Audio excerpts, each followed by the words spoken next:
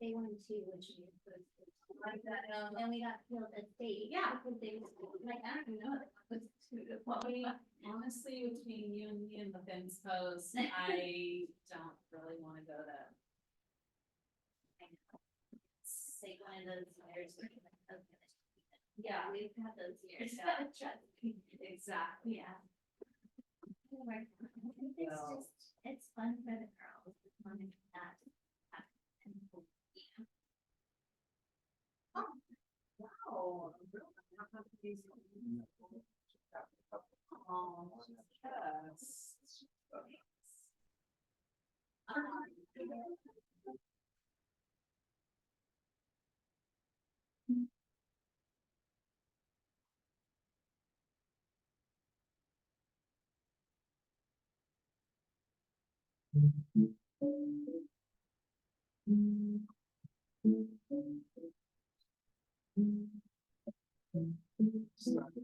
We used to try to always do is start off with our gratitudes and our goals. So you want to do that real quick? If you want to, go ahead. I'm gonna. You ready to step get over. on? All right, Jeanette, if you're online, if you have a journal, what we like to start with is gratitudes and goals. So if you just want to write 5 things you're grateful for, 5 goals that you have, whether short-term, long-term goals, we know that when you write into your journal what your goals are, that you stay focused on it and you accomplish those goals. So if you got a few minutes, go ahead and just write your 5 gratitudes and goals. Okay, I'm going to be on the side over here doing the same. You can see some of the people that are showing up here.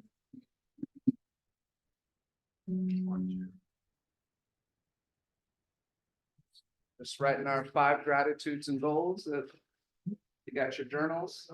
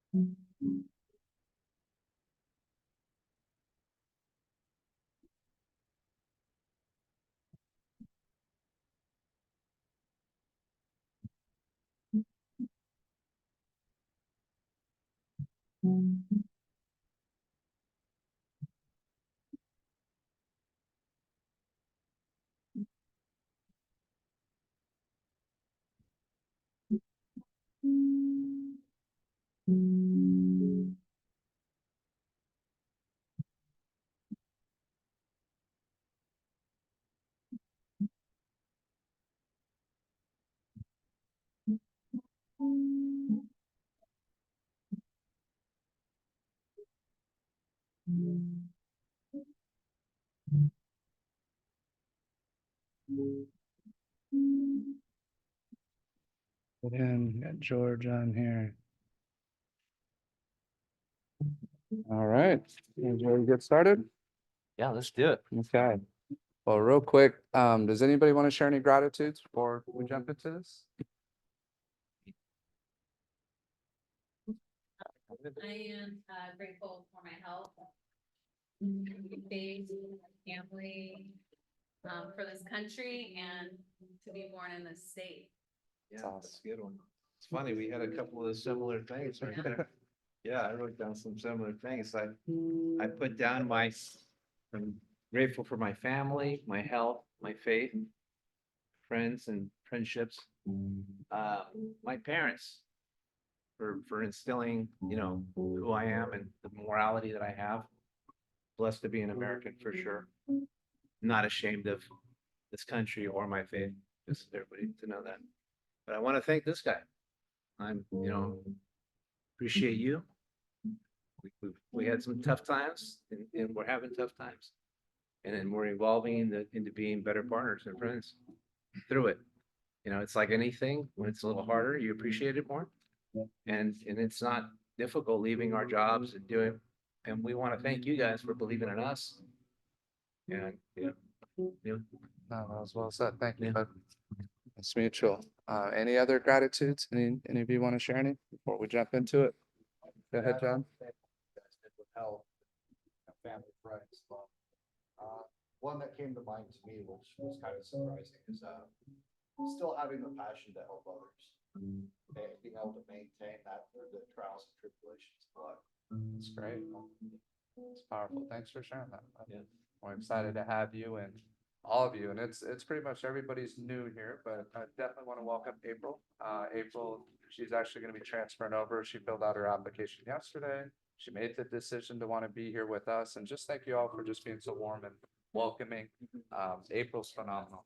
Yeah, it was definitely the decision to join, and I've spoken with probably 6 or 7 different brokers.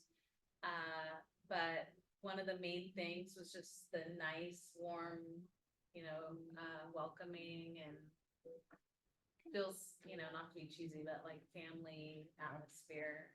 That's important. Yeah, it's really important. It's funny that how much we lean on that. We really wanted to create an environment where it was more like a family and where we can lean on each other and where we all have the same desire to grow and prosper. But we don't have to do it in a competitive, combative way. There's plenty to go around, and you're not always going to be in the mindset to want to do well. And that's when all of us, we can lean on each other and help each other out. We're going to talk about that stuff today on how to different ways of prospecting and be, like the problem is sometimes you forget how business comes in. Even myself or Brandon, we all have to remind ourselves on how to generate business. And it's all staying true to task and being scheduled and having an intent and a plan. If you don't do that, days will go by and you just do nothing. So we're going to talk about being able to pick each other out, lean on each other, help each other out, work together and build and diversify our business. What we're going to be talking about. Yeah. No, Right, that's a big part of today. Any other gratitudes before we jump into it? Yes, Brittany. Interesting week, but I'm thankful to be part of EXP, loving everything. My onboarding process has been simple. Everybody's been so nice, from the tech people to, the onboarding. Lauren, she was amazing, and Brandon for helping me with everything that's going on this week. So thank you. Thank you for being. All right, Jen, come on.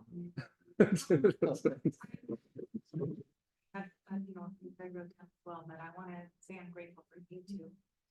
Very grateful that you stepped outside of your comfort zone to do this. I know it's a huge step that you guys took, and so grateful for that, because this is an environment where I know we're going to thrive, and I know that if you guys didn't do that, we wouldn't have this opportunity. So thank you for doing that. No, and we both feel the same way, so I can speak for his behalf, talk about it all the time. We appreciate you.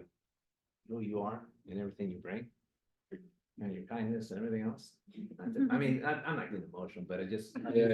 I am because I am a little bit because it's hard, we literally, I always say it's like that Jerry Maguire movie where they, who believes in me? And she did that. She grabbed the goldfish and grabbed the goldfish and walked out. That was her. So Jen, there's a special place in here in this company and who we're gonna be in our hearts for you. And Liz, but I don't mean to exclude, I know you're a double team, but it's just, we do respect and appreciate that you lead this. Yeah, no, very well said. Liz, do you want to share anything? Kind of also in the same realm of everyone else. Yesterday I celebrated the life of my aunt who passed away. And so I think health at our age, we get older. And so I think that's a huge blessing, I've been Sorry through for some your loss. scares, so it's kind of nice to know that I'm good and everything's still going, good. So I'm very blessed to wake up every day. And I also put EXP, the family. I don't even feel like it's work. It's really just coming to my other home. And I just believe in both of you, and that's what keeps me thriving and going. Just working with Jen, I feel really lucky and grateful to be here.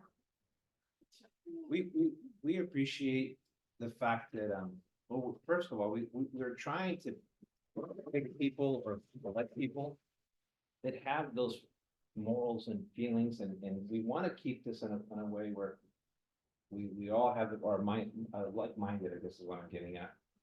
And we don't want to just grow to grow. If someone's not a right fit and they're creating complete chaos or just not, it's going to impact this, what we have here. Brian and I decided that we don't want that. We want to, it's not about just money.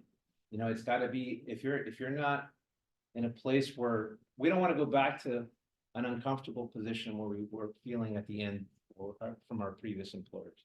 We want to have a place where everybody is, we can take care of these four walls. Doesn't matter what the company does, doesn't matter who you work for, none of it matters. This chair is the same chair that's in any other brokerage. It's what's in these four walls that we can control. So that's what we want to create an environment that people, not only you guys, but then you guys share the experiences that you're having. And our goal is to make you successful. So you share that and we grow with people. Because usually if you look at like Facebook, for example, good people hang out with good people. Bad people have bad friends.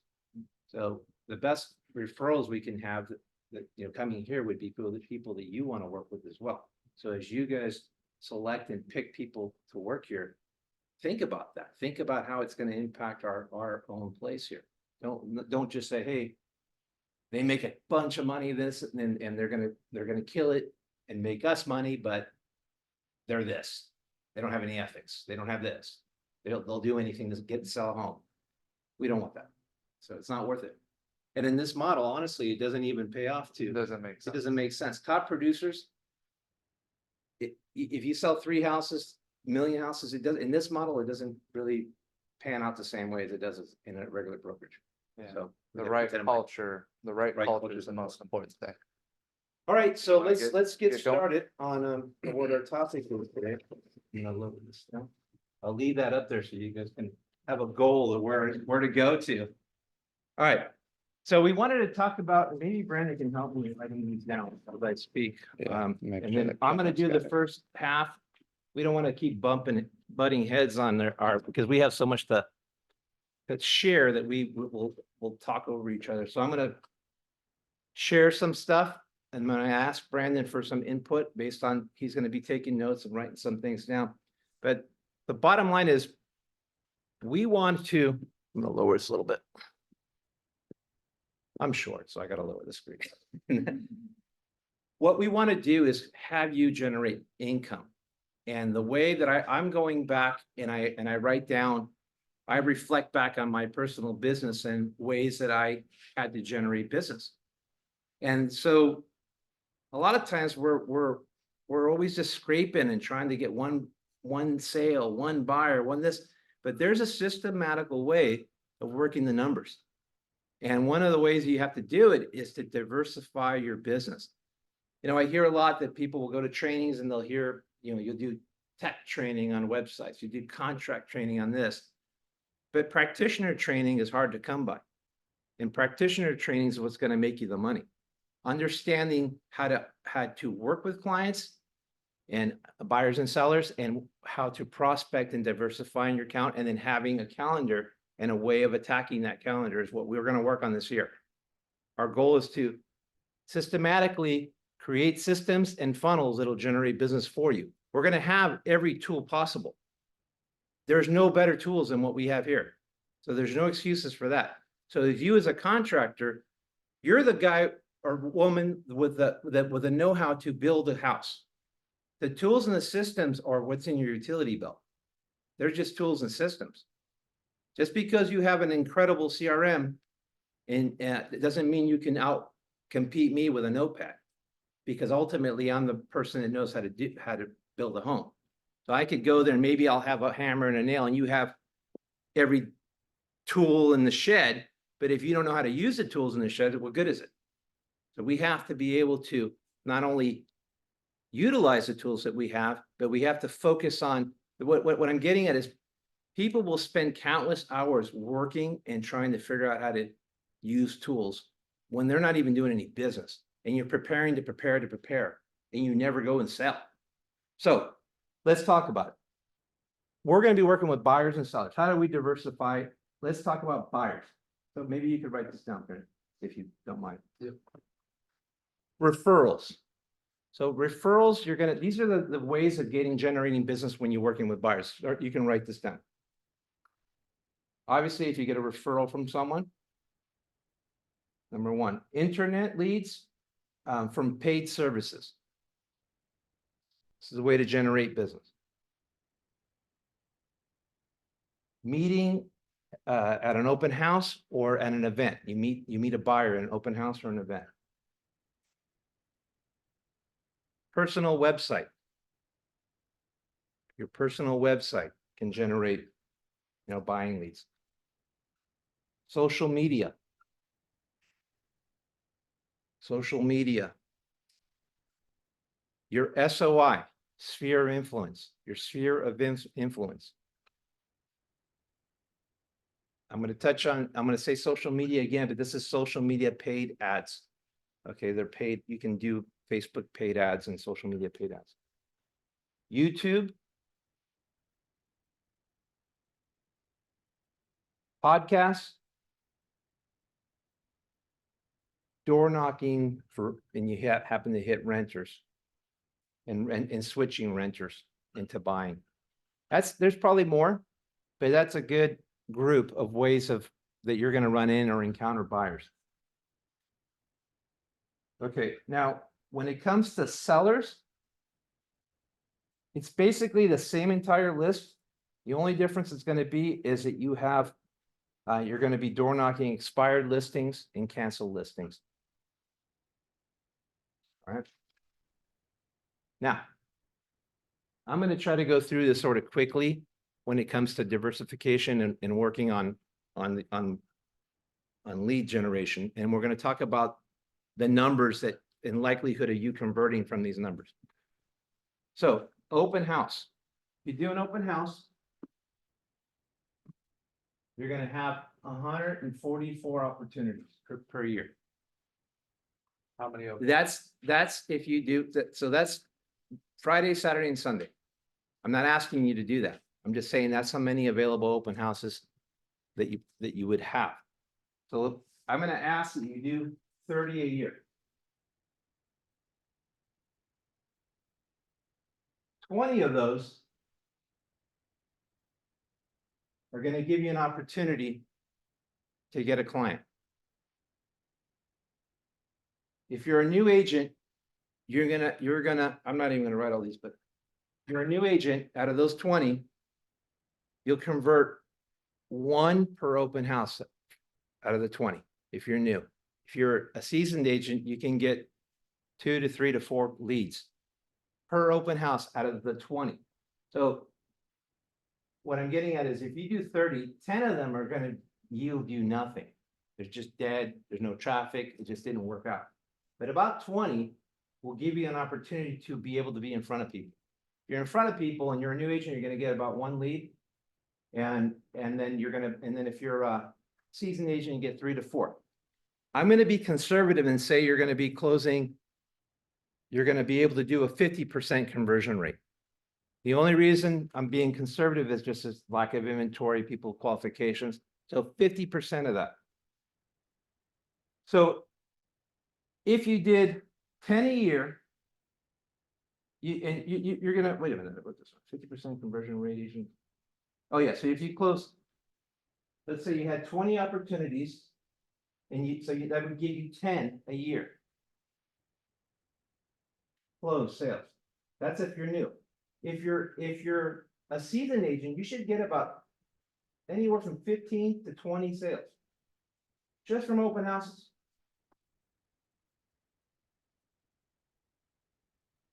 Does anyone believe or think that that's not possible? Okay, first of all, would you commit to doing at least 30 if you had the opportunity? Would you do it? You did Do you- 10 transactions in a year. Would you be comfortable with doing 10 transactions in Yeah. a year?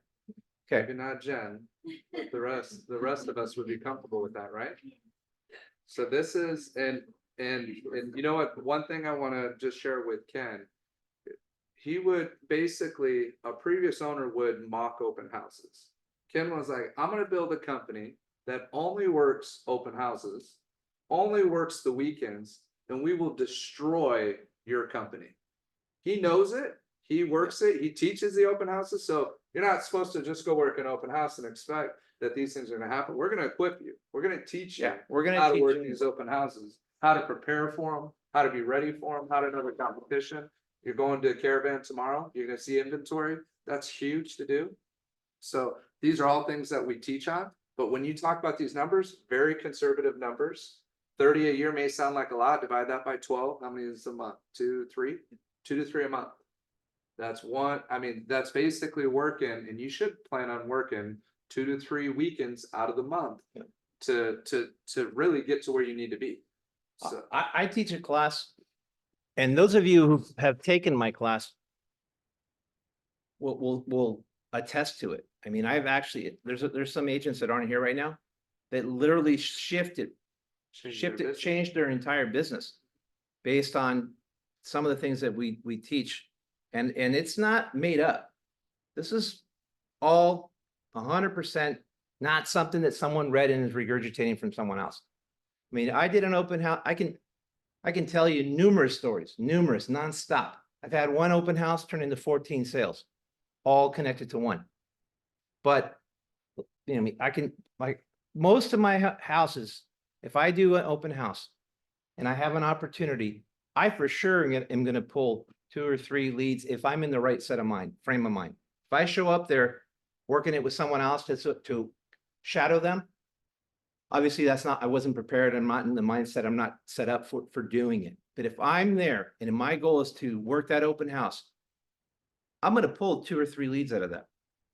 It's not uncommon for me to make $100,000 on one open house. Just did it last year. And I only say last year because it comes to mind. I'm sure I've done more. But this one particular one was $1.3 million sale. I sold it, picked up 2 buyers, and they were both in the 1.3 to 1.4 price point. Over 100,000. I think it was $100 and something thousand in commissions. One open house. Now, I'm trying to tell you this because if you don't schedule these things in and you don't do them, you're not going to have an opportunity. No one's going to come to your house while you're on a couch, calling you to sell their home. And I'm not trying to be brutal, but that's the reality of this business is that you're going to get, you're going to get what you put in to this thing. All right. That's just open houses. I'm not going to get into the whole theory and how to run it and all that. That's another class. But I will tell you this. In every sale, this is what happens. This is like a balanced beam. Can you see that? I don't even know if you can see it. I don't know if Janet can see it. Said this, I've done this chart a million times. Most of the things that I'm teaching you, they're not just from me when it comes to giving you visuals. I've learned them from other top agents, top salespeople. And if there's a common denominator that I see and I've learned over the years from listening to top practitioners, and they will all tell you that when someone comes to an open house or you meet someone in every sale, they're doing it based on emotions. They're shopping on emotions. But nobody, even when they select you, it's based on emotions at first. But nobody's going to close until you can sell them logically. They have to convert logically to want to close. So what happens is, this is what we call the fulcrum, which is the center of the balance, and this is the balance beam. When you're working with someone, you have to be an expert. They have to see you as an expert. So when you first meet someone, we do what's called superficial rapport. You got to be likable in this business. You have to build superficial rapport. You see a jacket, you see, oh, you're a USC fan, oh, whatever. That's superficial. You're a Dodger fan, oh, that's great. My kids play baseball. All that stuff is. Sorry, I'm being mic'd up here. Is superficial rapport. Okay. But then you have to create solid rapport. And by creating solid rapport, you have to first ask discovery questions. Figuring out and having them share personal things or understanding them personally is going to start building solid rapport. So rapport needs to be in here. But the rapport, which is superficial here, and this is a solid, you have to remain in rapport throughout the whole meeting. They have to be what's called uncertainty. So what happens is, when you're in there, you have to be energetic, you have to be enthusiastic, but you can't be enthusiastic where you look like a fool. You have to have controlled confidence and enthusiasm, and you have to want to be there and want to help them. People pick up on if you're having a bad day. You don't bring that to the open house. So if you're working and you built the superficial rapport, now you're building solid rapport, and they're seeing you as an expert by you delivering value propositions. Now they're seeing you as the expert, right? And they're certain that you are the person now. Now, if you're not seen as the expert, guess what happens? You get rejection. So in order for someone to ask someone to give you or for them to want to work with you, and you're asking them to work with you, you have to build up trust and rapport, right? If they want to defer to you, Straight, sorry. all right, It's not connected. not even on. Now it is. Yes. That one is. Okay. So they have to see you as an expert, and you have to, in order for them to defer to you as the expert, they have to feel confident, and you have to remain in rapport and remain in certainty for them to do that. If they don't see you the expert, they're going to start questioning your knowledge. And now it's going to be harder to close. So you have to be able to stay in control and be an expert and stay in rapport. Now this is the fulcrum. The fulcrum is the client. Now, this fulcrum is not always centered and balanced.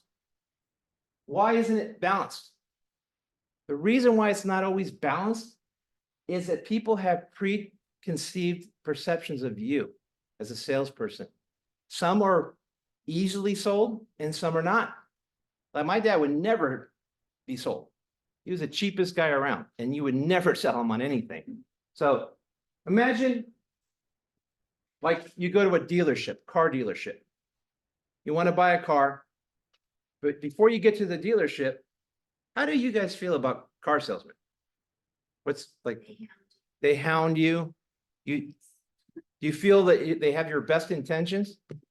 No. No.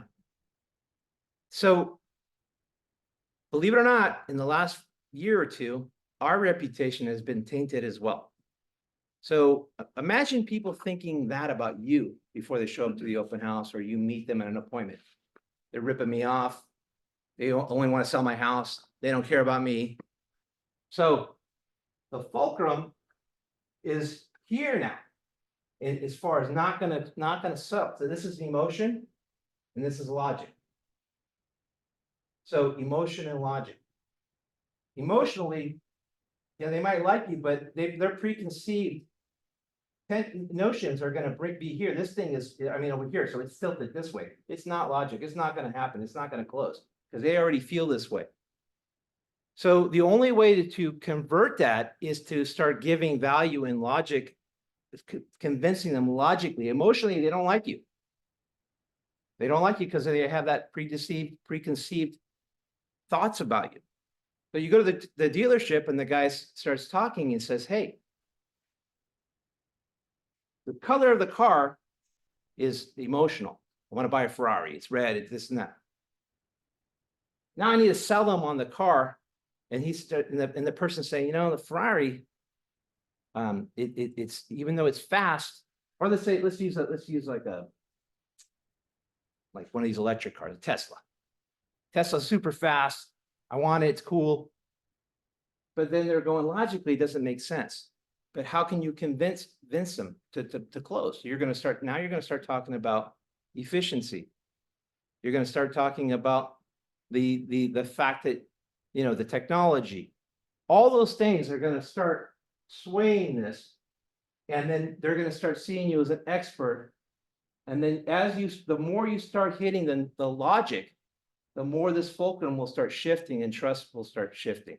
So for example, when someone comes in and they're elderly to my open house and they say, hey, you know what, I'm thinking about selling my house. And then all of a sudden I'll go, if you don't mind me asking, how old are you? And they're all, well, I'm 65. Okay, did you know that you could transfer your tax basis based on your age? No, I had no idea.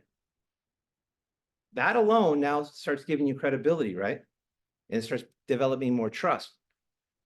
The biggest key, which is what in other factors on another example that Brandon mentioned earlier, is talking about viewing property. A lot of you take that like it's not a big deal. But viewing property and knowing your inventory can give you the greatest strength and credibility. If you are now looking at properties within this town and you know everything about it, because what happens is when you're looking at on the internet, you're going to feel a certain way. You're going to go through it real quick. When you actually look at the property, now you're going, whoa, it's got a nice yard. I love these beams. I love that. Then you go, not only that, you understand the neighborhoods. You understand the communities. You're an expert of what you're selling. Nothing worse than when you go in to buy something, like the car, for example, and the person doesn't even know anything about the car. You know more about the car than they. How does that make you feel? You don't want to work with that person. Anything, whether you buy a TV or anything. So now, if you can go in there and demonstrate, you know, the schools. That's the first question someone's going to ask you, by the way. What are the schools like? Can you tell me about the schools? Now, if you're working out of the area and you're going to an open house, you better make sure you're looking at the schools. What's the community like? Where's the pools? Where are the restaurants? They're going to ask you questions like that. If you don't know, what are the last sales? You know, like, you need to know. So you have to do your due diligence and they have to perceive you as the expert. The minute you're not answering that stuff, forget it. It's over. It's over. So you have a small amount of time to stay and report, develop report, convince them that you're the expert. Knowing the house, especially if you're at the open house and you just went on Caravan and they said, hey, I love this home if it had this. And then you go, bling, I just looked at that. Guess what? You don't say, I'll tell you what, I'll call you next week. You say, I just looked at that. Let's go look at it now. Are you available to see it after the open house? Yes. Why? Because people are shopping that day. The rest of the week, they're busy. The mistake people make is that they don't sell. They're there to hand out flyers. So understanding, we'll get into that later, getting into the open house, how to work the open house, understanding how to stay and report, understanding the mechanics of switchers and all that, that's another class. But this is the basic fundamental of closing, is staying in rapport and overcome, being emotionally connecting, but then staying as the expert and then selling to the logic. Okay, now let's go into SOI. Your SOI, any SOI, if you can figure out a way, which we will tell you how, and you have the tools now to make contact with your client 40 times a year. That's your goal. Now that seems impossible, but it isn't. If you're going on Facebook and you're commenting, that's 1 or 2 times a week. Email, door drop, coffee, holidays. It's not that hard. 40 touches a year with phone calls 2 or 3 times will give you a system. Point is, 40 touches, if you have a list of 100, so every 7 lead will generate 1 closed sale. So if you have a list of 100, you're going to get about 15 closed sales a year by doing 40 touches a year on your SOI. So for every 7 clients, and you're contacting 7 on your list, 1 of those will convert into a sale. Does that make sense? Now, if you have about 100 people on your SOI list, you should be generating, like I said, at least 7 or 8 closed sales. What I want you to understand, another concept that we get caught up on, we underestimate the power of our SOI. When you have a referral, there's a 70% conversion rate too. When you have an internet lead, it's a 1% conversion rate. The problem is, same thing with mailers and all that, it's a 1% conversion rate. We all spend tons of money sending out crap, thousands of dollars. But yet the people that feed us that have a 70% conversion rate, we spend nothing on them. Nothing.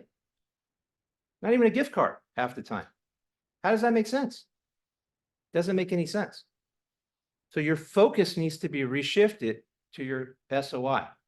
Your SOI is going to be, so when you talk to any seasoned agent, the minimum they're getting out of it is 50% business comes from their SOI. Top agents are doing 70%.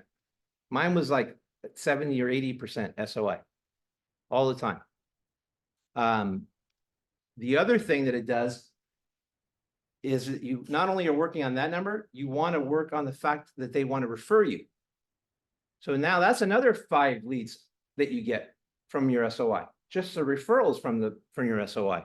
You should get another 5 out of that per year, working that properly. Jesse, I don't know if he's on there. Jesse Unsworth has the best conversion rate I've ever seen on his SOI. He's got 15, 20 agents, 5 of them have already used them. Double, already used them again.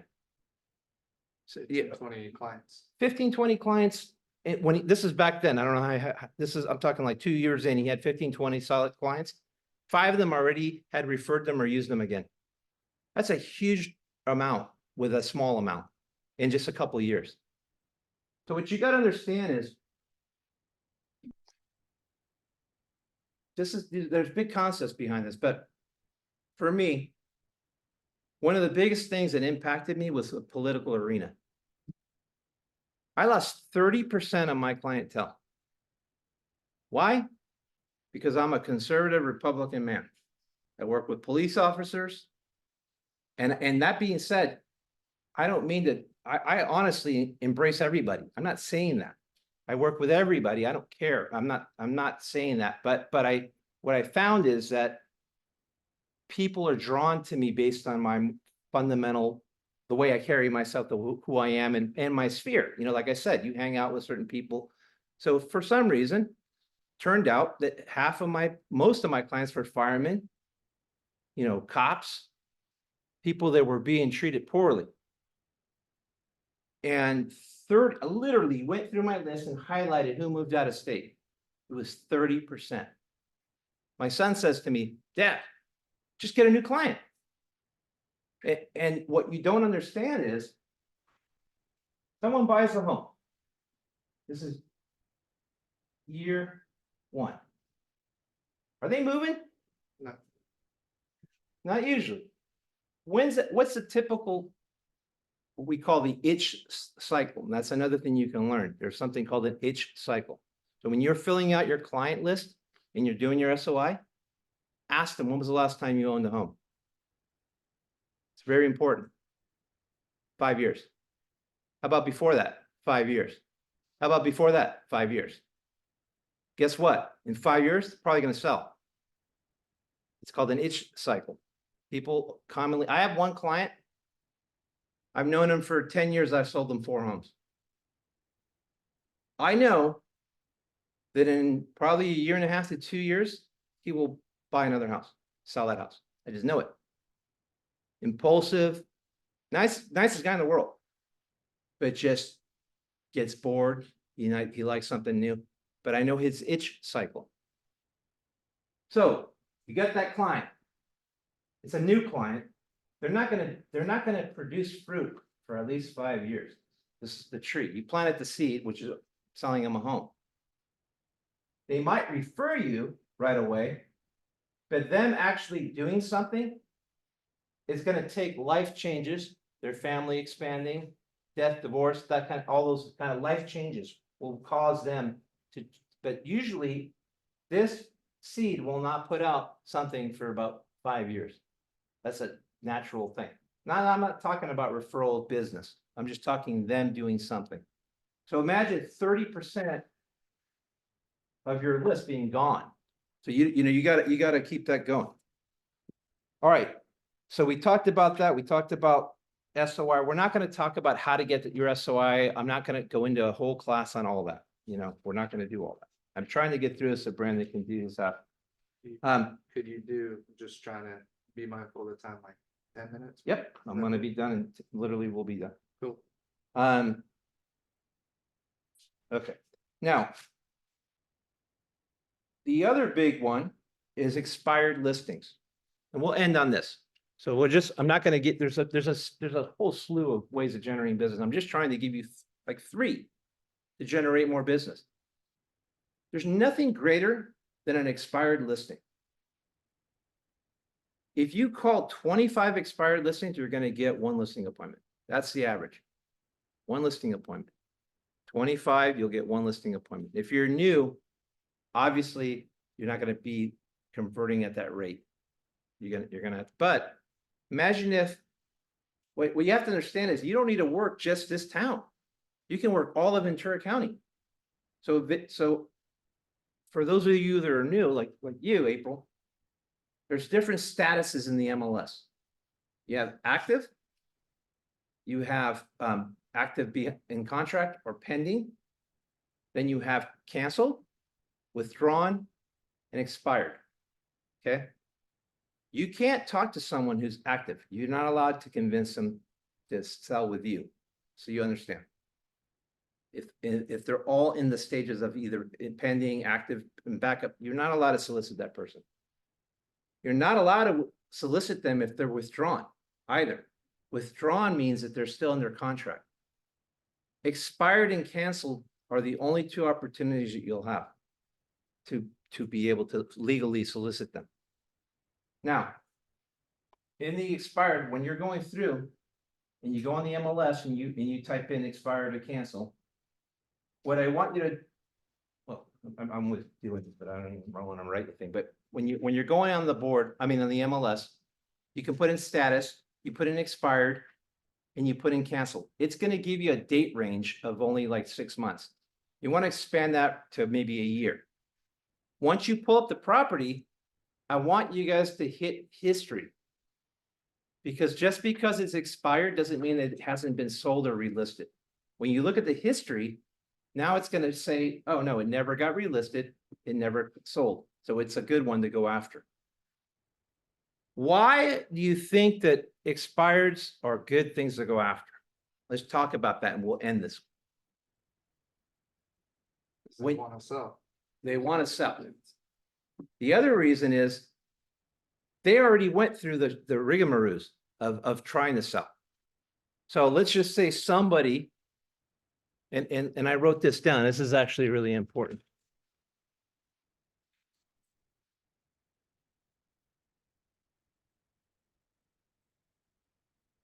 I didn't even really, but I wrote it down. But I'll get to it. But there's reasons why something doesn't sell. And I had a whole list. I have it and I'll go over it later. I won't Brandon get through here, but usually it's priced too high. The agent wasn't good. They had a bad reputation. They poor marketing, poor location, poor condition. Seller was difficult. Seller didn't allow showings. The agent was difficult to allow showings. Those are all reasons that typically, and there's a list. And I have actually wrote it down.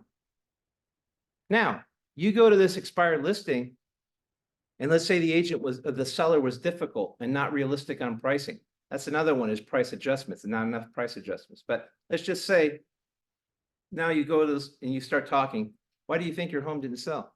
Oh, my agent was this and this and that. They're never going to probably admit their own personal flaws, but you can start understanding and picking. But if they did, and let's say the agent was a great agent and was telling them, hey, you're not being nice. You're not letting people in here. You're not being realistic on the fact that you have to find a home. So the terms and conditions is another one. Terms and conditions can make something go expired. I had that happen right now in Big Sky. Had a house, rented it twice. They can't find a house, and we had every condition, every way. I wrote the offer like, you can rent back, you could do this, you could do that. They couldn't find, they just didn't want to move. So the seller, the agent was great. Seller was being difficult. Eventually, what happens on the second go around, the seller will become more flexible and they'll realize their mistakes that they made. My other agent was right. I just don't want to let him know. I got to keep face. So when you go in there and you get it's going to be, they want to sell. They were already listed. Now you just got to figure out why it didn't sell. If you can overcome those things and you get 1 in 25 opportunities, let's say you just prospect 3 times a week. That's 3 listings or listing opportunities a week.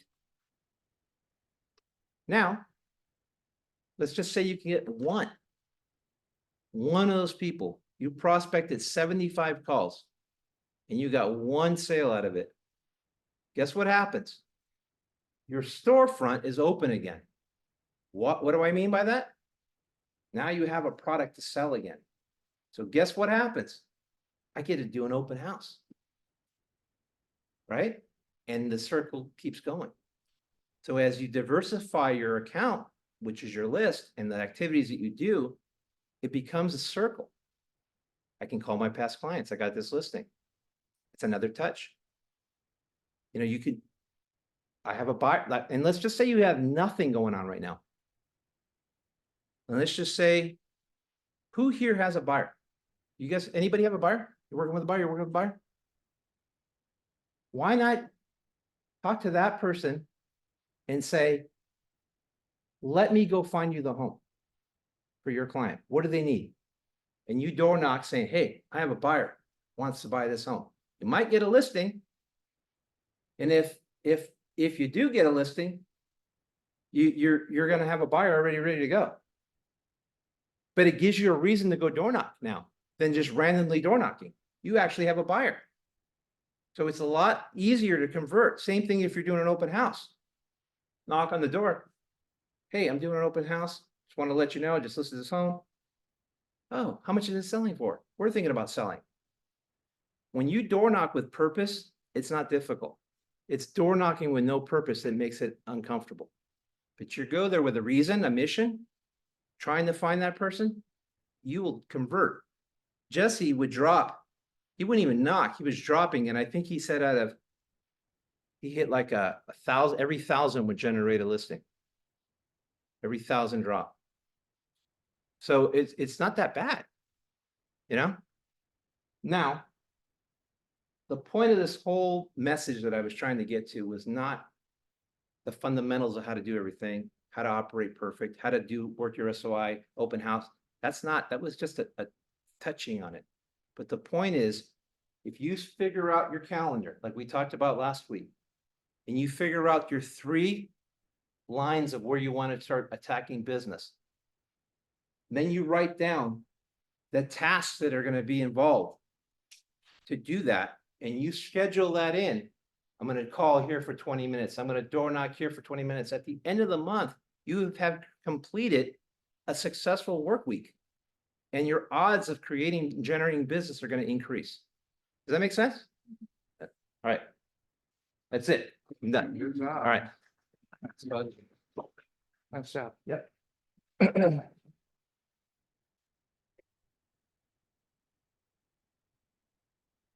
All right. Sure.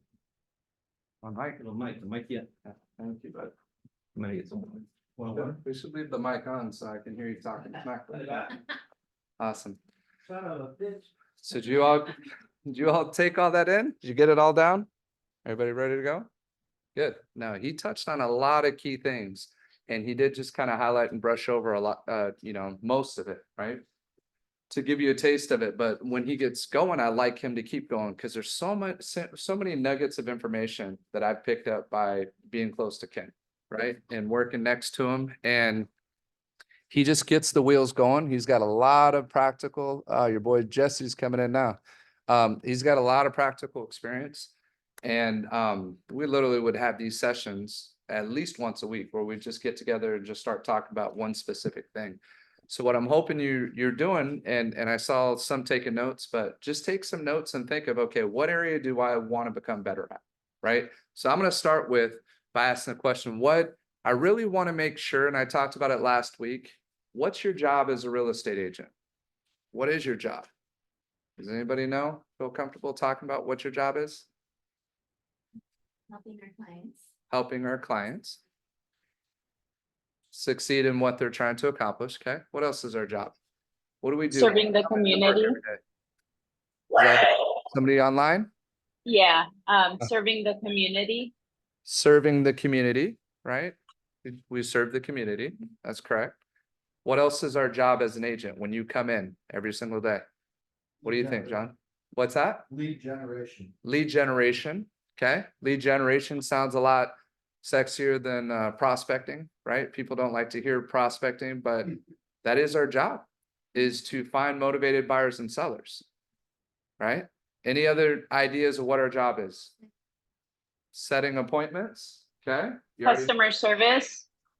What was that online? Sorry. Customer service. Customer service. That's a skill set. So one of the first things I wrote was the foundation, and there's 6 foundational areas that we focus on, that we train, that we have to know. But you mentioned customer service, that falls under skill set. Okay. I'll put that as number 3. So every training we do, and Ken touched a lot on skill sets. He's a practitioner, very successful agent. So he knows how to just break it down in very common sense, like, okay, open house. This is how you work an open house. This is what we need to do, right? Door knocking. These are the different approaches. This is how many people work open houses, and they just show up and they just hope that somebody comes in and says, oh, you know what, April, you look just lovely today. I want to work with you. And will you be my agent? How many times has that happened for anybody in this office? Oh, it's happened to John. Well, other than John, okay, because he's got a lot of facial surgery that he's had done, plastic surgery to get that look, right? Other than dropping hundreds of thousands of dollars to get that type of reaction, it doesn't happen, right? We have to develop our skill sets, and customer service is one of those skill sets that is critically important to make sure that our focus is on the customer and what their experience is. So we have to know, what are we trying to master? We have to master ourselves, our emotions. Ken talked about controlled enthusiasm, right? We have to really become our best version of ourselves, because ultimately, what are we for the community? Herd community service. What are we? They may look at us one way, but what are we truly to the community? Why will they hire us? What was that? you're talking about the negative outlook, some of them see us as just salespeople and. So salespeople and a negative tone, right? That's a perception that was talked about earlier, right? But what is our job? What are we? We have fiduciary duties. We're held to a higher standard than your average person who's out there who may just say, hey, go buy this house, right? Because we actually get a benefit. We get a commission if they use us and they hire us to either buy or sell property. So we're held to a higher standard. But what we are leaders. Okay. Leadership is your ability to influence. It's not a bad thing. It's a good thing. Embrace your leadership. Embrace your influence. Embrace your ability to communicate with people. Just giving Jen a hard time the other day, and we saw somebody walk by twice, right? And I said, Jen, who wouldn't want to talk to you? You come out there with the right energy that Ken was talking about, and you just say, hi, how can I help you? Or how are you doing today? Who's gonna say, no, don't talk to me? Not if Jen's walking up or John's walking up. Maybe if I'm walking up, they might, see the salesman on my face and put the vampire. Has anybody else ever noticed, like you're in a conversation with somebody, you meet somebody, you'll get here, April. So be careful before you start telling them you're a real estate agent. What happens the second you tell them that your job is a real estate agent? Why does their tone change? That's it. I swear it's like a vampire, right? Like you're having an awesome conversation and they're like, what do you do for work? Real estate. And it's like, you just became best friends until you said that you're a real estate agent. Maybe I'm the only one that's ever experienced that, but it's like I almost go out of my way to talk about anything and everything else other than real estate, right? That's exactly what I would say. Like, I've had that happen, and when I see it happening, if I know I'm gonna run into these people again, Right. I never say anything about real estate after I say that I'm a realtor. That's Right. it, because I already know, they just, but then they'll come to you later, and hey, look, I. Absolutely. And we don't want you to be afraid. This is getting back to what Kim talked about with how people perceive us. And we have to understand that they think we have an angle, that they think that we have an agenda, that it's not sincere, that you're just being nice to them, right? That they think that, well, you're trying to benefit this way, or there's a hook here, or you're going to put me in a position that I'm going to regret down the road, right? That's manipulation. Leadership is where both parties win. Leadership is your ability to influence. Nothing more, nothing less, as John C. Maxwell says, right? So as we increase in our leadership, we increase in our influence, our attraction. People want to work with us, right? That John C. Maxwell has a book called 5 Levels of Leadership. And he talks about level 1 leadership is based on my title. You're going to follow me and you're going to do what I say because I'm the boss. I'm the manager of this office. And if you don't like what I say, just get out, right? It's fear-based leadership. Seen plenty of that before. We've seen those organizations run. Who likes to work for those types of leaders? You're going to get the bare minimum out of them, right? That's the beauty of what's being created in here is we're trying to run a level 5 organization, level 5 leadership, right? That's the John Woodens. That's the top leaders that you hear, Phil Jackson. You hear people who are icons in the industry as leaders, and they're known for it. Tony Robbins, Mike Ferry. These people have not only been able to develop other leaders, they have a reputation for developing other leaders. They are the pinnacle level 5 leaders. And sometimes it takes hundreds of years to even create that type of reputation, right? Sometimes it's just a goal. I don't want to say it's impossible, but you're just striving for that goal. But it takes different things. So to go from level 1 to level 2 leadership, you have to earn the right.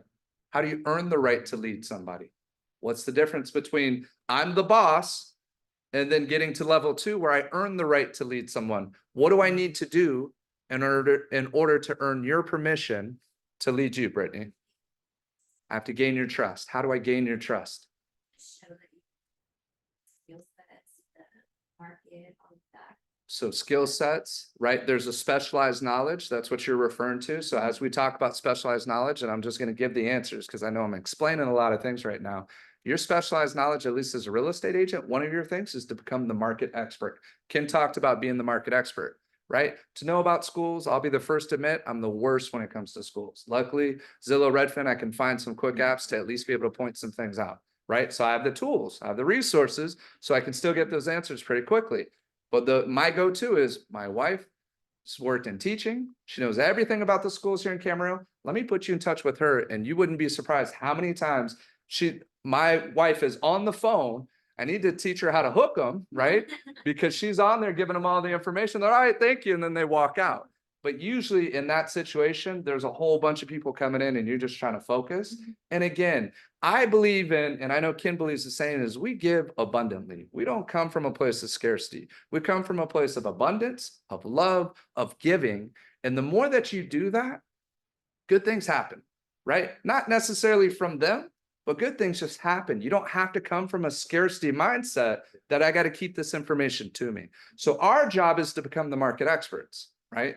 Our job, go ahead. So one other thing that's really important, when you're dealing with clientele, like we talked about perceived conceptions of us, you can also, it's called predict and prevent.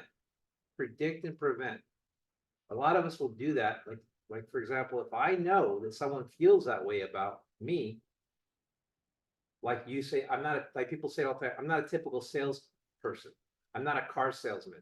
You predicted they thought they were going to say that. You prevented it by addressing it. So you can do this in many of your skill sets. Predict and prevent what you think is going to be anticipated or perceived with buying, selling, anything. Predict and prevent. You're predicting the objections. You're preventing by answering the objections before they become a question. It's another good thing to come up with if you haven't already done it is come up with a list of objections, building on what he's saying, right? Objections are unanswered questions in the other person's head before they commit to working with you. And that's what we're going to talk about, the process. But I like having the list of objections. Actually, Mike Ferry talked about this at one of his last conferences. So one of the things you want to do and make a goal for yourself is to attend at least one major event, one major real estate event. I didn't do this in my career till about 15 years in the business. I was missing out. And Ken and I still have to do Buffini. He's been trying to talk to me. He's like, this is the piece you're missing, right? Ken's been my sensei, been teaching me the different levels as I've grown, through. And I was already in the business 10 plus years. I already got out of law school. I had a pretty good amount of knowledge before I met Ken, right? And Ken took me to a whole nother level, but I was also open to it. And I was coachable and willing to learn and understand and be able to play the role of the student. Not everybody's willing to do that.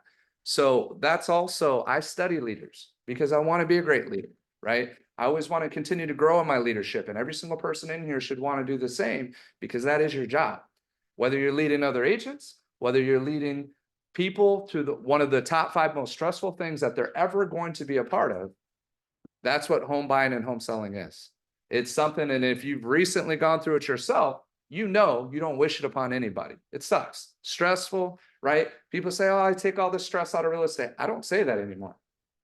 But what I tell them is, you're going to be able to navigate through this better with me than by trying to do it on your own or work with somebody who's not as skilled as I am with the experience that I have, right? And how we'll protect you through that process. People want to feel safe.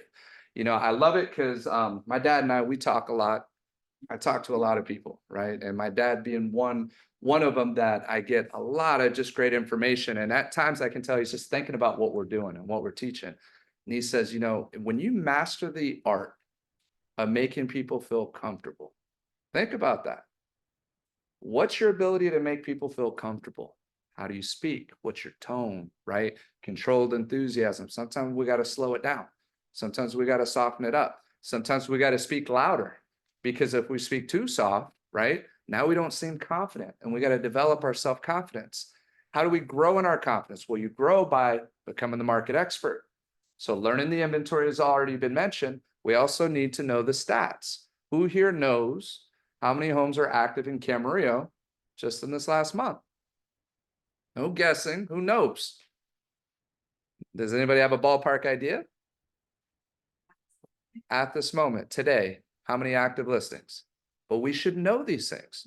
We should, Simi, how many active homes in Simi? 110, 120 right now. 110, 120. Condos in town. Okay.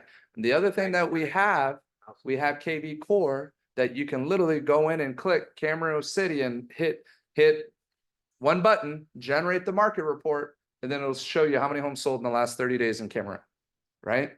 We need to know how many active, how many pending, how many sold. We need to know the average days on market.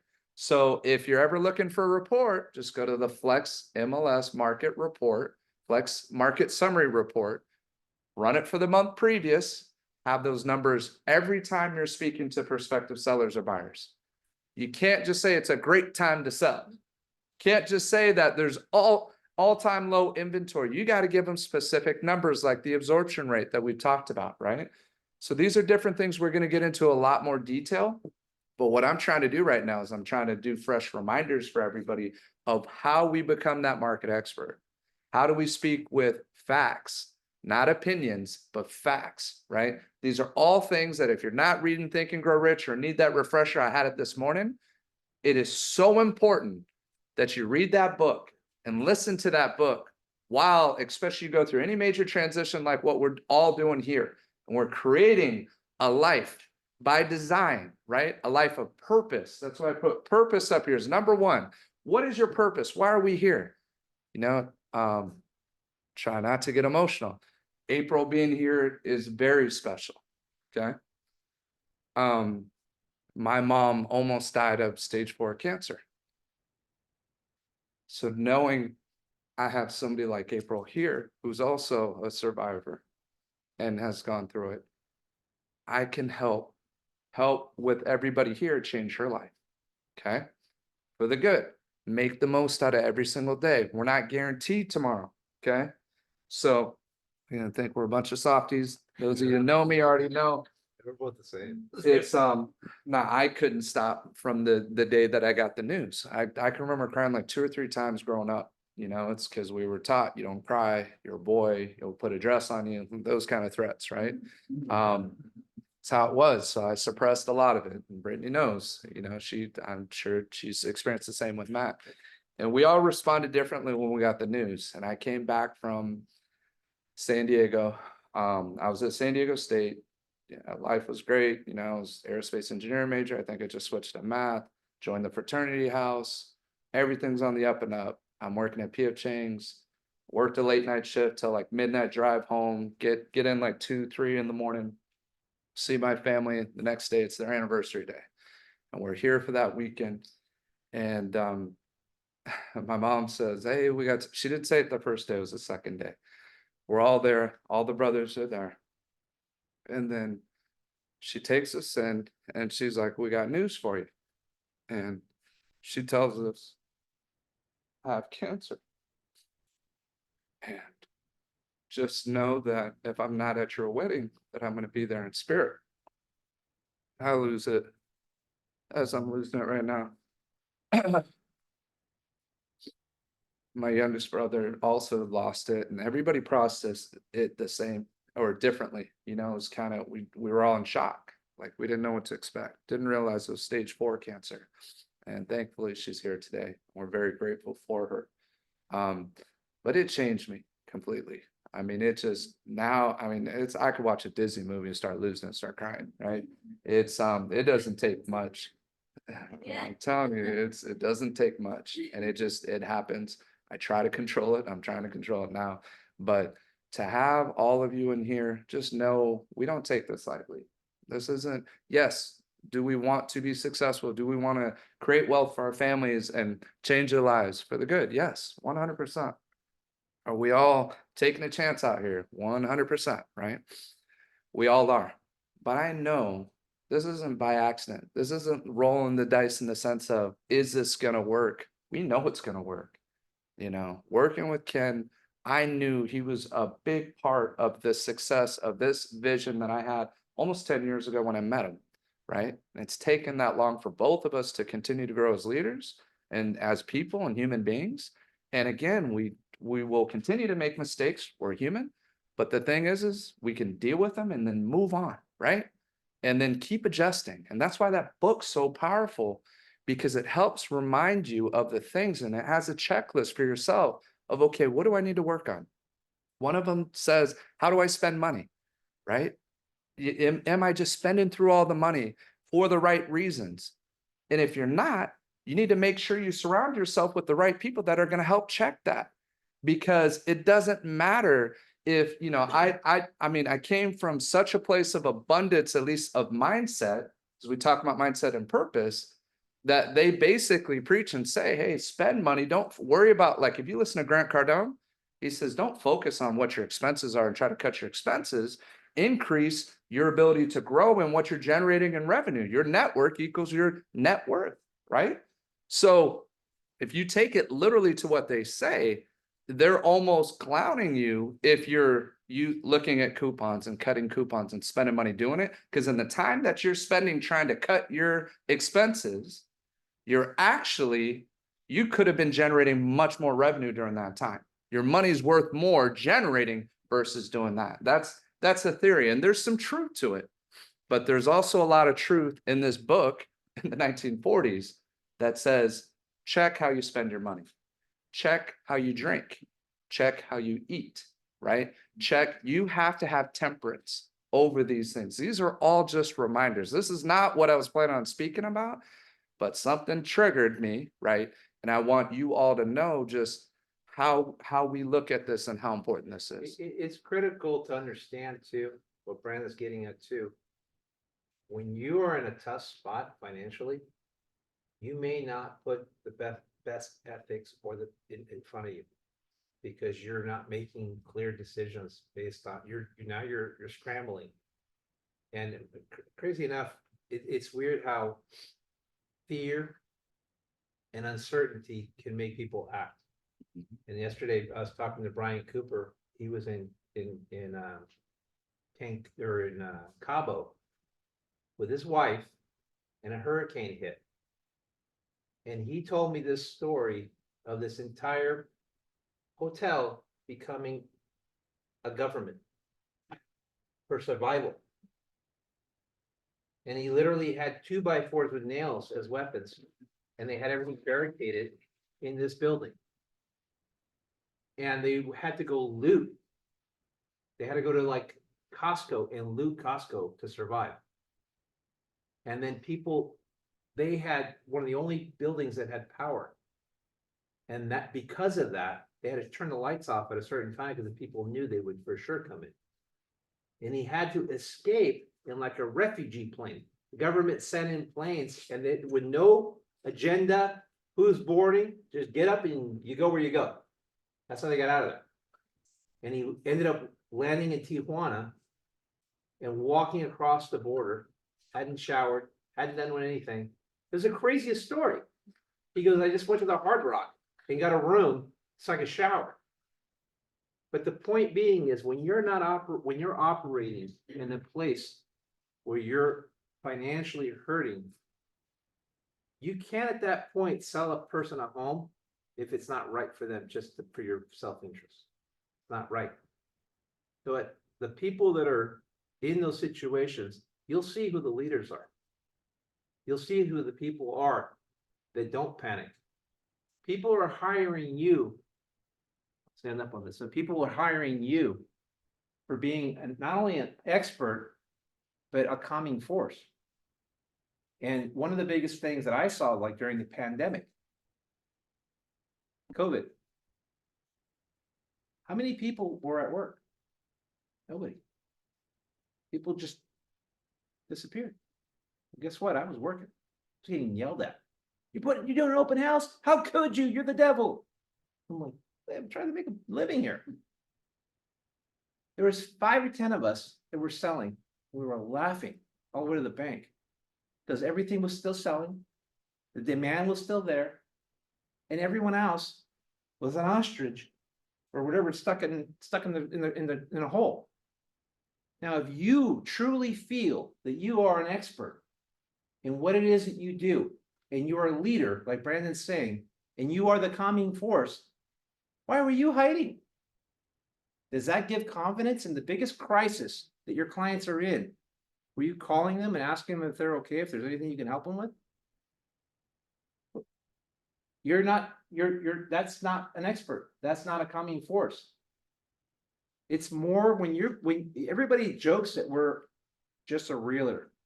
You're just a salesperson.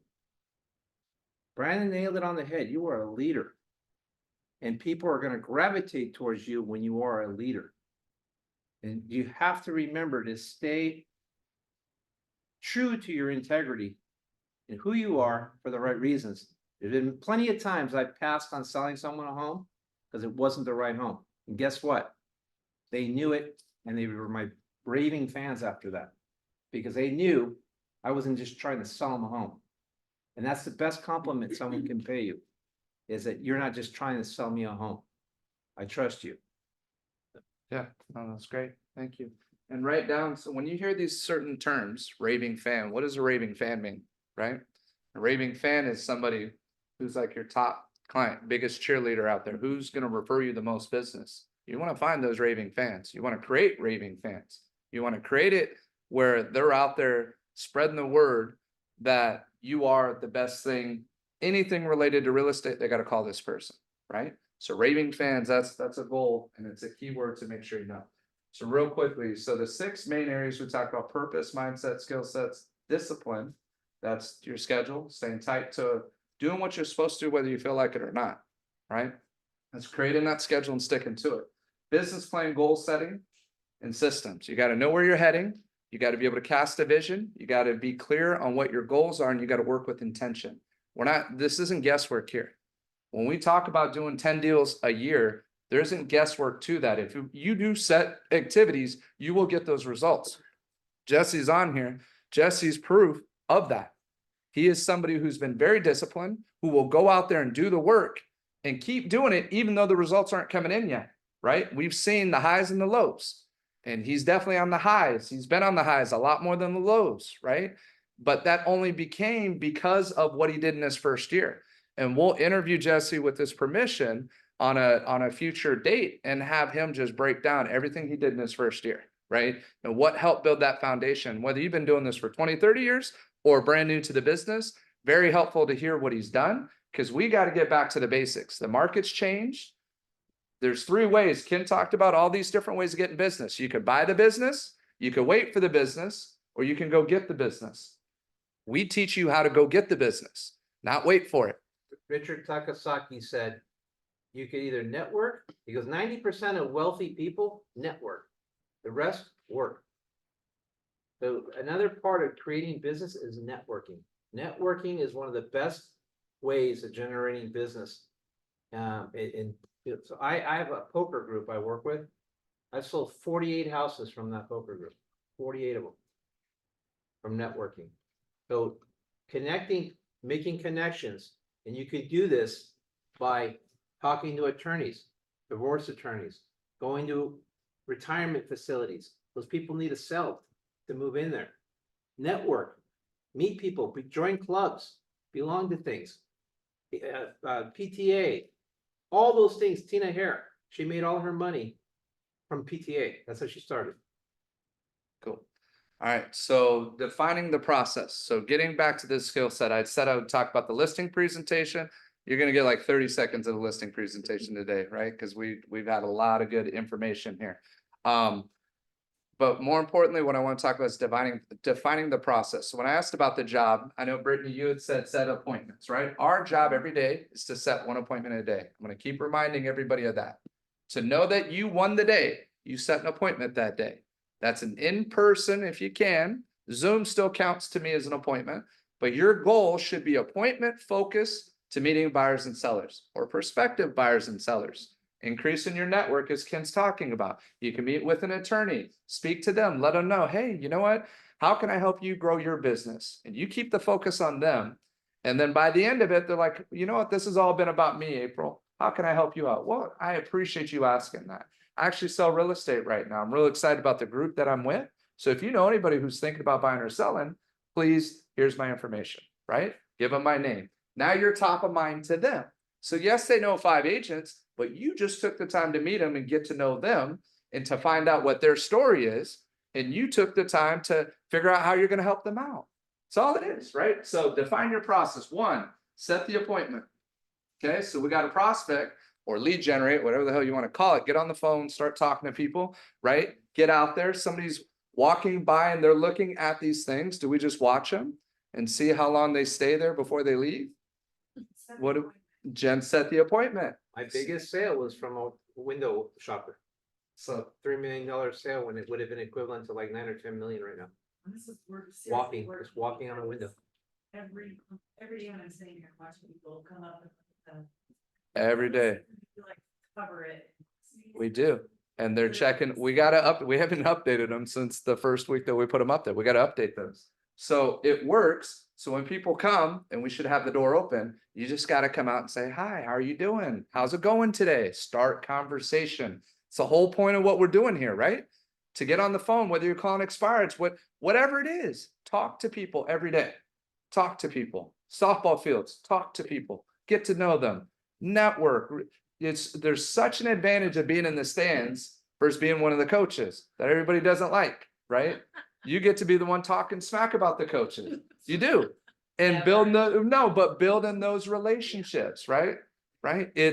I'm telling you, it's a huge advantage, but you have to be mindful of it. And it's really hard because I know early on, I didn't want people to think I was just their friends to sell them.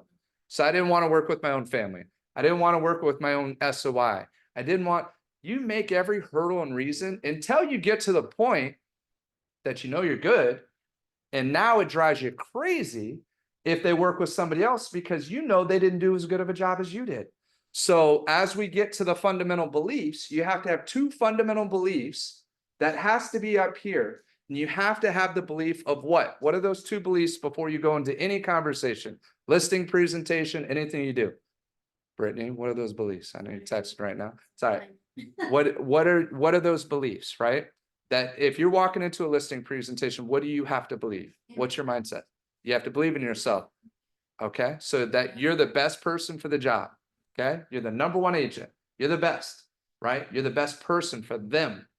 That's the first belief. What's the second one?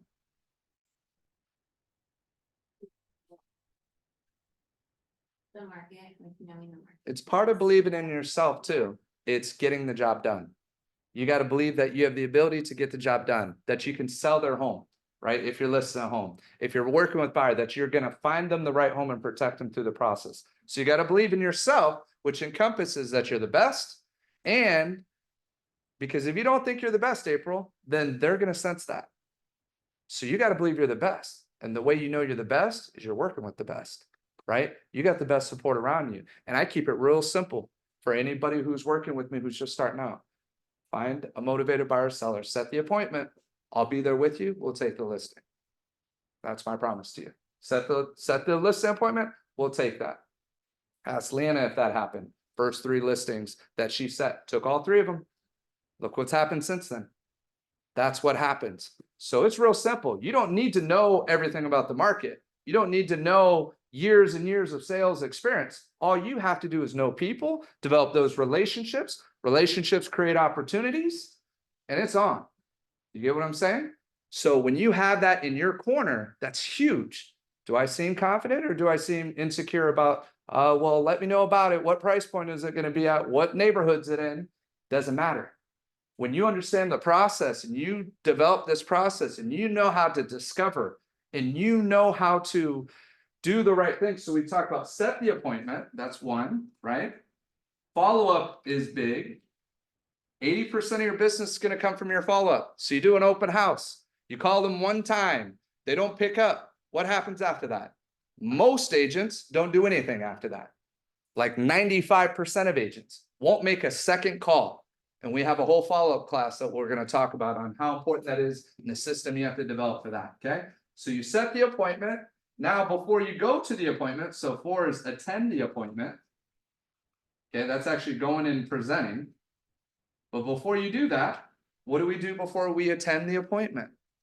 To make the most out of the appointment. You research, right? I like that, research. What else do we research? Or what else do we, what's that? We discover. That's what I was looking for. Discovery call. Okay? So it could be just like this. So April, before we get together on Friday to talk about listing your home, right? I have a few questions for you to make sure we make the most out of our time on Friday. You got a few minutes for me? Yes, right? So not only am I confirming the appointment for Friday, making sure that the decision makers are there. Are you and this other person on title going to be there? Right? And I'm doing that, so I'm confirming the appointment, which is a level of professionalism that's already separated me from the competition. I'm also gonna ask you questions like, so what are your expectations in the agent that you look to hire? What qualities are you looking for, right? I'm gonna ask questions, what are you ultimately trying to accomplish? What's the most important thing in terms of selling your home? What challenges do you foresee with selling your property? What do you love about your home? What price do you have in mind? So don't worry, there's a whole script on this of all the questions of what to ask. That's your pre-qualification. Different than getting a buyer pre-qualified. Your ability to discover is gold. We always talk about how critical discovery is. And when you master your ability to discover and get the answers and ask questions, create rapport, you connect, you create value, and you close. The 3 C's. Just remember that every presentation. First, you got to connect. Then you got to create value. And when you're asking great questions, you're doing both. You're connecting with them and you're creating value. When you show that you're an active listener, you're doing both. You're creating that rapport. Then you got to close. You can't forget, we had this amazing conversation, but we have no next step. So identify where they're at on plan A and what's the next step that they need to take? What's the next action that conversation, where do we need to get to, right? We don't just have a great conversation, discover everything, and then don't have a next action item. So what's their next step? And that's critical to understand. And that's going to help you not in just setting the appointment, but moving them through the process of taking next steps. For sellers, taking the actual listing, right?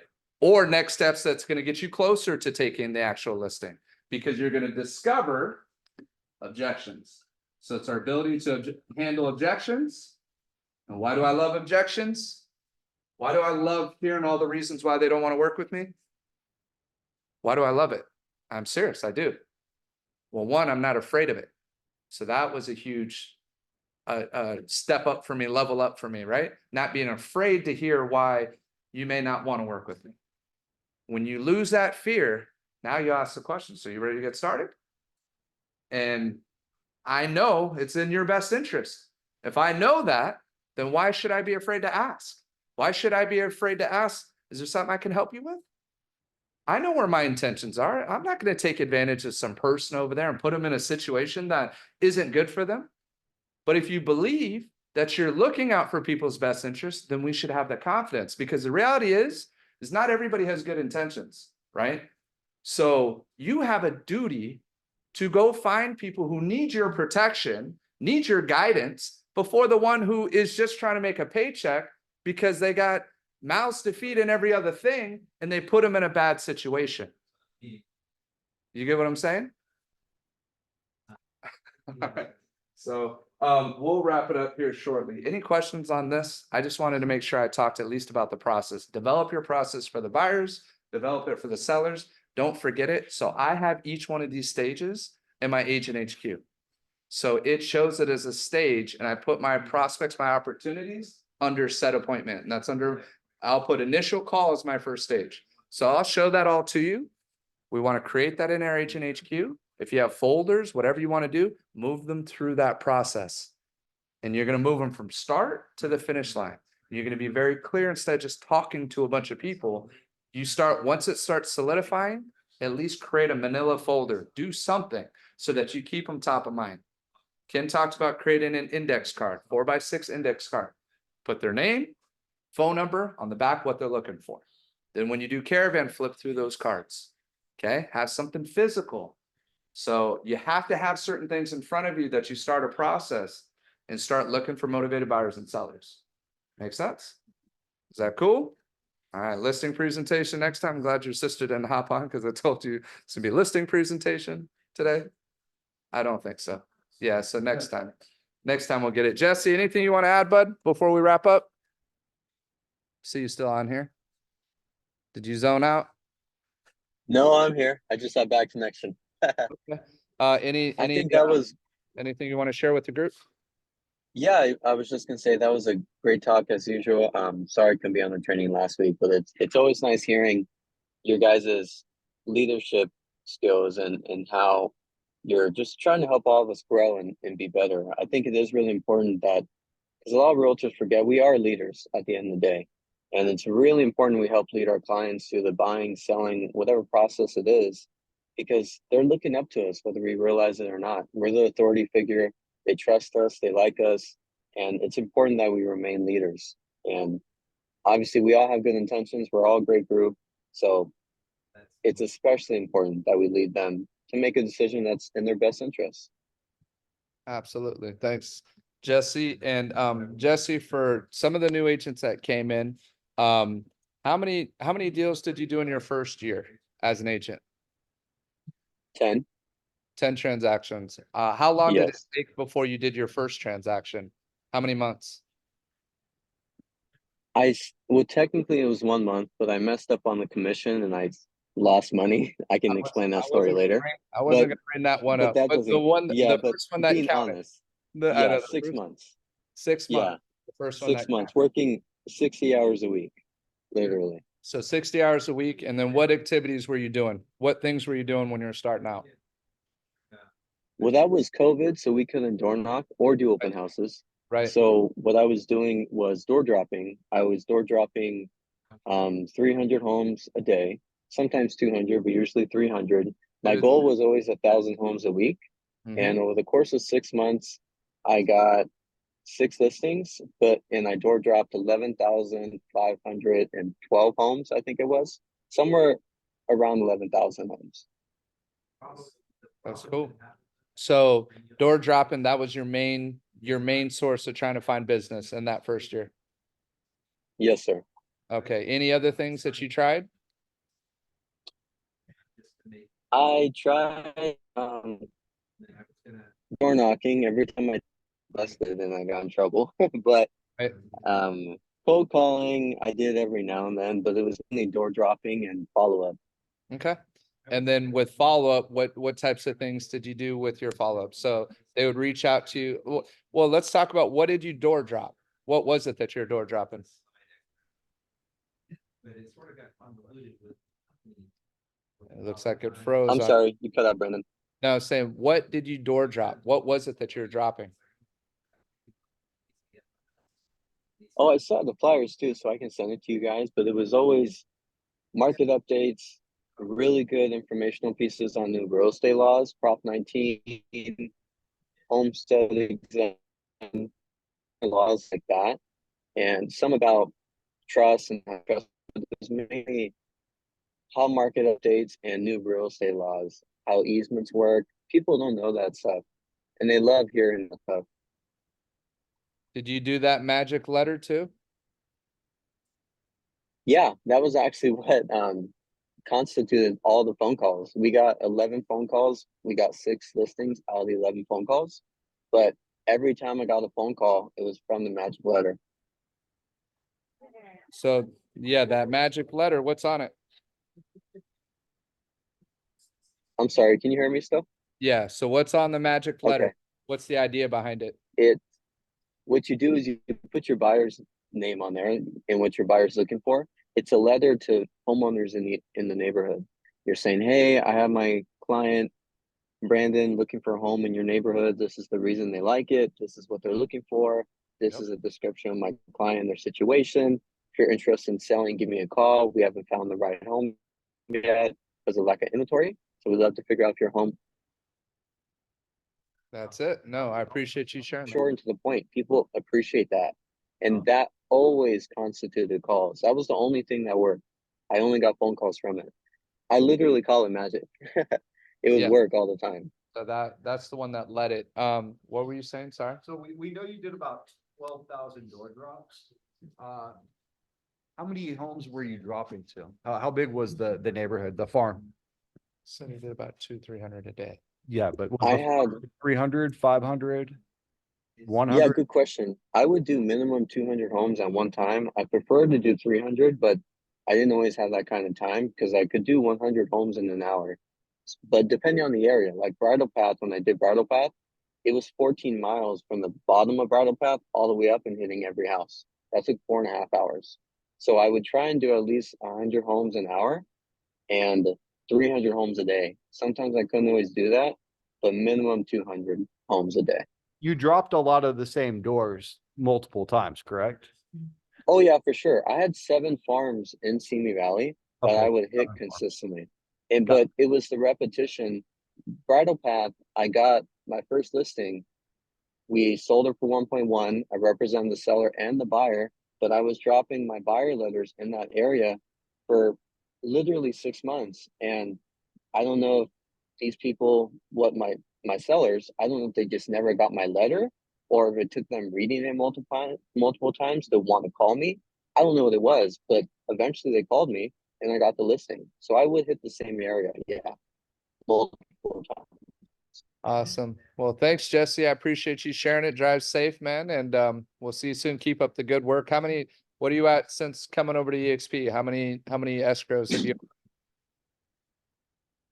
I have 1 closing, 3 in escrow. No, 2 closings. 1 just closed yesterday.